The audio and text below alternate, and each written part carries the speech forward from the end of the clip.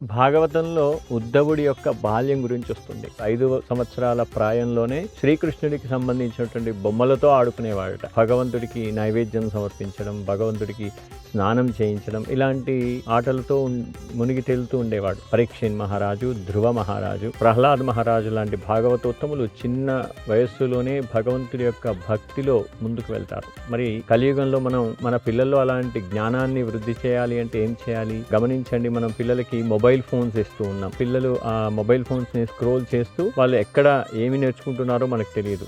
పిల్లల యొక్క తల్లిదండ్రులు వాళ్ళ యొక్క బిజీ లైఫ్లో ఉండి ఏదైనా ఫంక్షన్లోకి వెళ్ళినా పిల్లలకి మొబైల్ ఫోన్స్ ఇచ్చి వాళ్ళ యొక్క ఆనందంలో మునిగి తేలుతూ ఉన్నారు. కాబట్టి మనం పిల్లలకి ఇవ్వాల్సింది ఏమిటి? రామాయణం, భాగవతం, భగవద్గీత లాంటి గ్రంథాలని ఇచ్చి వారికి రామాయణంలో ఉన్నటువంటి కథలని తెలియజేస్తూ వాళ్ళలో సంస్కారాన్ని నింపే ప్రయత్నం చేయాలి.